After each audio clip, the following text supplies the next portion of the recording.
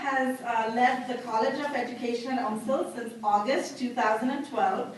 She served previously as Associate Dean of Teacher Education, Professor of Education, and Chair of the Advanced Urban Education Program at the University of Colorado, Denver.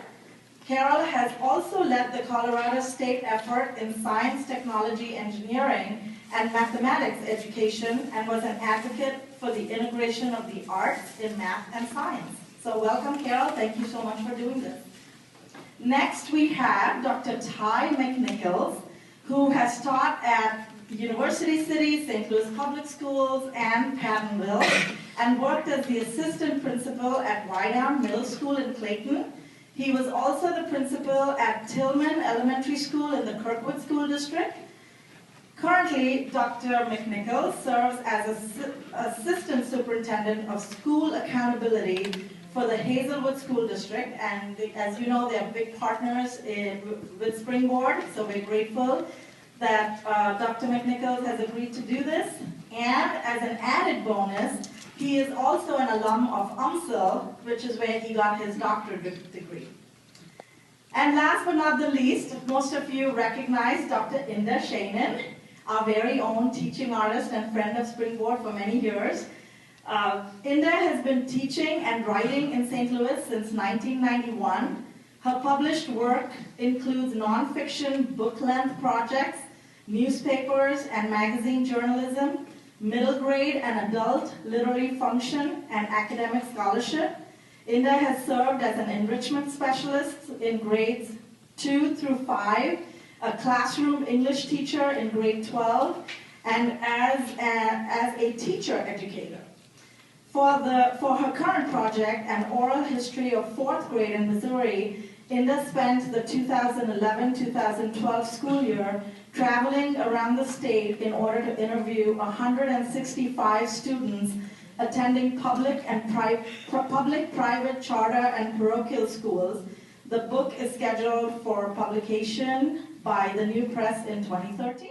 I think that what's really important for people to understand now about what's happening in education context is that we certainly have moved, I think, from No Child Left Behind and accountability and all those kinds of things. And I think while that still plays a role and people still are thinking about data and outcomes, I think the education landscape nationally has also changed in a way where we are seeing what I would call education entrepreneurs coming into play, where there are more people now that really are pushing the envelope, that really are trying to say, what do we do? I mean, this hasn't worked. We still have children who are failing. We've got to do something much more radical and much more important here if we're going to really move the needle, and what do we do?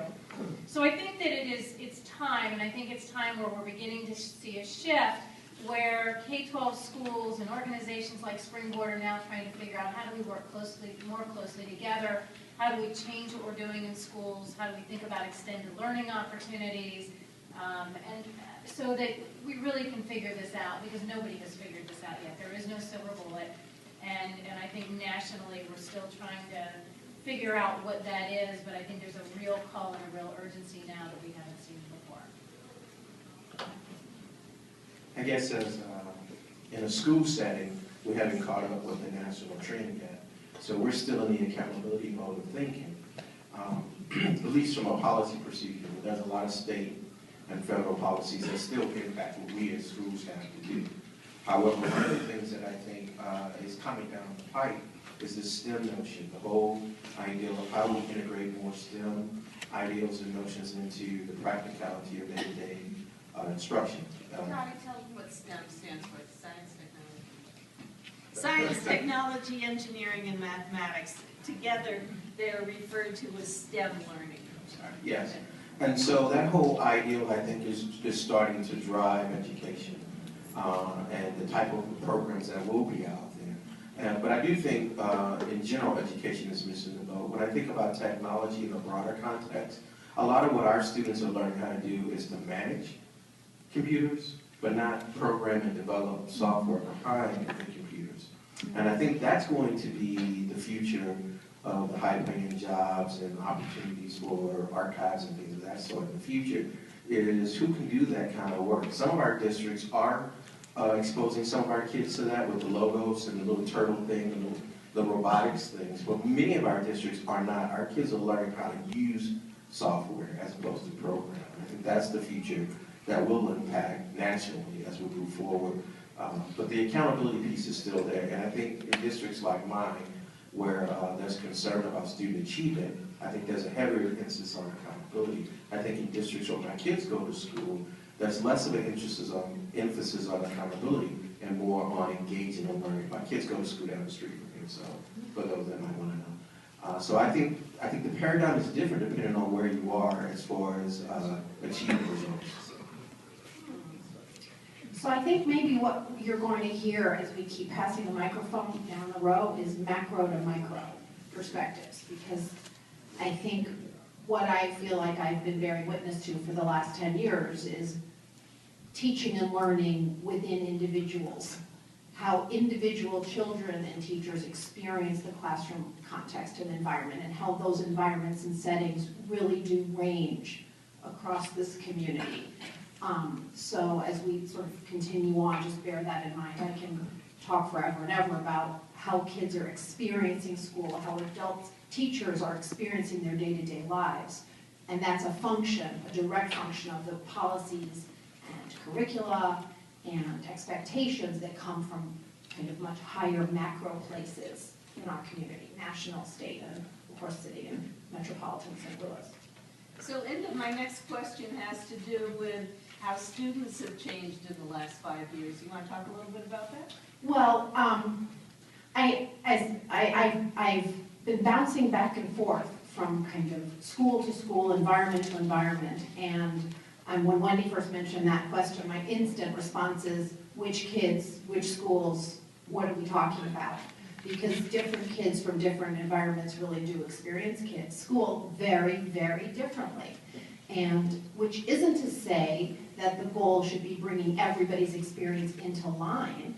It's just to say that teaching and learning happens in a very interpersonal place, where the teacher, the quality of the teacher and the expectations and the background, cultural, social, economic background of the student have everything to do with what kind of learning is happening. So, okay, I'm not avoiding the question, how have kids changed? Well, kids, well, how have they not changed? They've not changed in the sense everybody wants to go to school to learn something. I don't think children change that much in that regard. They want to learn. What seems to be changing, though, very much is this sort of relationship between teachers who are under a lot of curricular pressure, administrative pressure to show what they're doing in their classrooms in ways that can be measured, counted, noted, reckoned with. And also just want to create an environment that's fun for kids, because kids learn when they're engaged and they're focused. Technology is a huge, huge factor here, because, and in terms of quantity of time spent reading versus gaming, screening, texting, tweeting, watching TV, but mostly gaming. Technology is a huge piece in the transformation of school experience and what teachers can count on with respect to what kids come to the classroom knowing how to do, knowing how to sit for an hour with a book, for example. Do you want to say anything more about how kids are succeeding or failing? How kids are succeeding? Yeah, what enables kids to succeed and what seems to be keeping them from succeeding? Mm-hmm.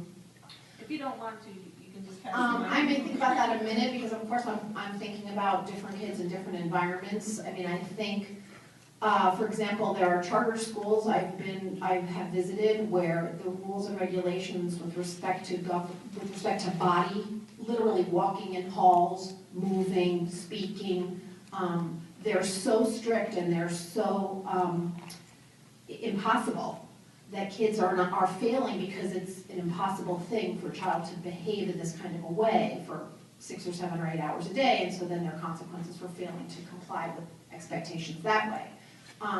The kids in our best schools are doing phenomenally well. That's not a problem. They're succeeding, and the sort of challenges they face, I think, are challenges that they're able to process in a meta way. They can say, it's really hard for me after a half an hour, but then 15 minutes goes by and I walk around and I do this, and then I feel like I have a little bit of a better times a week. So they're the best teaching and the best learning is really good right now, I would say.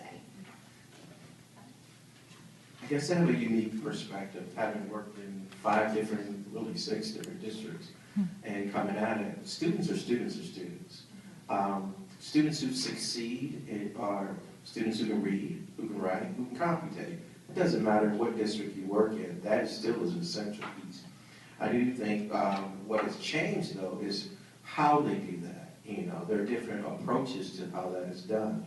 And so you in a whole language approach, a kid who has rich text experience does well in the whole language because you're connecting the dots. The kid is focusing not on much of reading, but on connecting the dots. If you come from an environment where there's limited access to literature and experiences with reading, then those kids don't have as many experiences to make the connections to the types of resources that you're trying to connect them to. So one of the things that I do think that is significant is the amount of information, however, that kids have to deal with today, as opposed to when I went to school, or maybe many of you went to school. There were specific processes that were expected for us, and there was specific outcome data that people were looking for. Today, it's not about do you get the right answer in and of itself. It's more about do you apply the right processes to get to where there are multiple answers that could be acceptable. And that is significantly different, I think, for even teachers and administrators to try to figure out how to get a handle on. I mean, think about it. If 1 + 1 is 2, that's the answer. There's not many ways you're going to do about it. But what if 1 + 1 is 3? Because you're looking at it in a different base or a different system, or not that that's the answer, but I'm just saying, what if the answer is significantly different than 2? It creates a different paradigm. How do you judge that? Or when we went through schools projects, you write stuff, you process it, you use a 5-step essay process, and that's it. Now you have multimedia presentations that kids can create. They can bring in PowerPoints, they can bring in text, they can bring in music, they can drop it all in. And you have to create rubrics to differentiate for all those different experiences that kids bring in. And the richer your experience is, the more you bring to the table. And the limited your experience is, the less you can bring. And if we're looking for who can be the most creative, and who can work in a group and work collaboratively, and your whole life has been set up that way, the system that we're moving towards is going to work for you. But if it's not, as my colleague said, you have to adjust to the system that you're in. And if it's military style, walk through the halls because I don't trust you know how to walk down the hall, your mind frame is totally different than kids who get to run up and down the halls all day long. And so I think all those things play into the answer, is how kids different or the same. It depends on where they are. You know, but as far as being able to read to be successful and not fail, that's essential. It doesn't matter where you are. You got to be able to read. You got to be able to communicate. You got to be able to, even more so, work in a group. I mean, it used to be in isolation. I could work and be fine. As we move forward to this STEM and global world, you have to work with other people. And that's the area where our kids can really start to see, you know, strategies, instructional strategies become more and more effective. You've heard of cooperative learning and things of that sort. You know, those things are very important for our kids because that's one aspect of team building that's going to be out there. So, I mean, in short, I guess if you're asking, reading, writing, arithmetic, working in clusters and being able to do that is still essential no matter where you go to school.